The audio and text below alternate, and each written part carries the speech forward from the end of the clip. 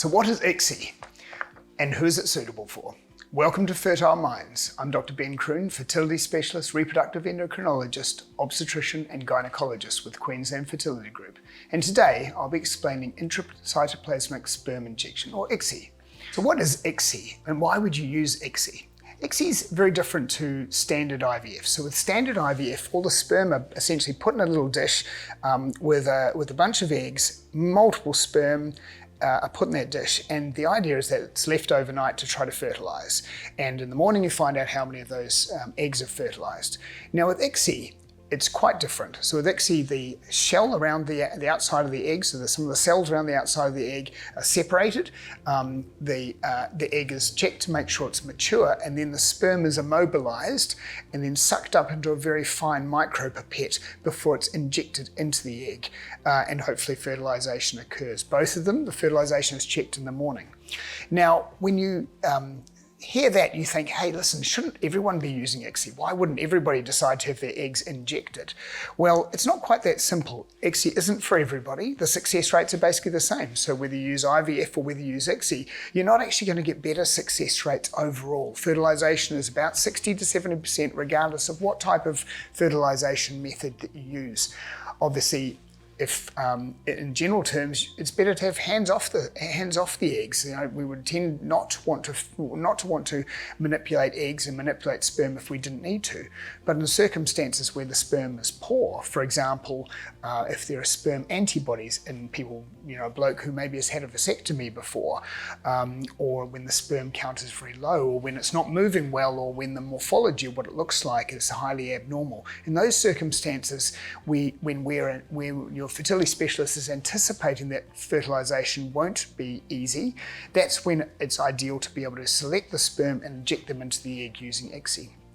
Now, sometimes people have an IVF cycle and they use standard IVF, which, to be honest, if the sperm's normal, that's what I'd recommend. And they discover that the next day no fertilization has taken place. Now, in those circumstances, obviously, that's a very upsetting thing.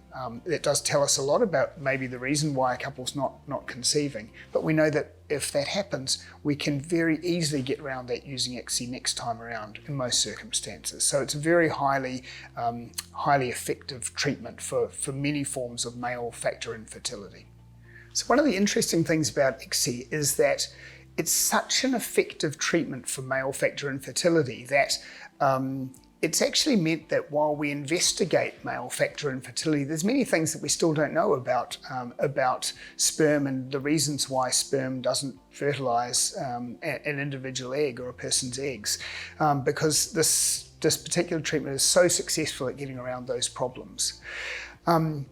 One of the questions that people often ask is it a problem to use ICSI?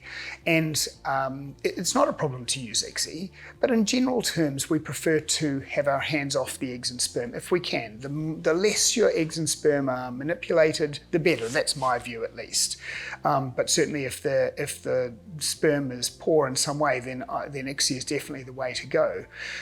One of the questions has been, does it alter baby's development? Are there more abnormalities after using ICSI for fertilization? And interestingly, the studies do suggest that there is a slight increased risk of abnormalities in babies born after ICSI compared with standard IVF.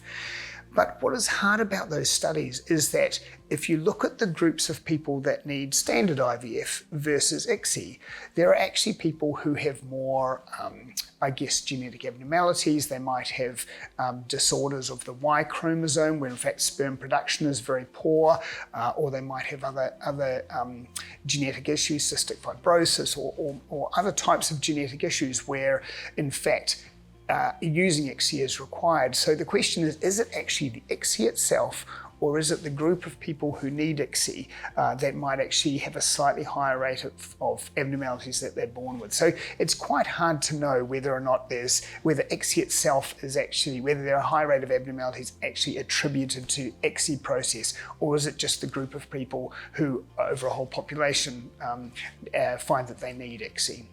So I guess an answer to that question, you know, when I'm talking to patients, I'd say I wouldn't use ICSI up front if everything was fine. But if there is a problem with the sperm, I'd have absolutely no hesitation using it. It's very effective, highly effective, and very safe. A couple of other situations where people might consider using ICSI over something like IVF is the very specific situation where you have frozen eggs. So with eggs that have been frozen because of cancer treatment or because a woman's frozen her eggs for other reasons beforehand, in fact the shell, so to speak, of that egg is hard to get into, and that needs to be a situation where the sperm is actually injected into it, otherwise fertilization is very poor.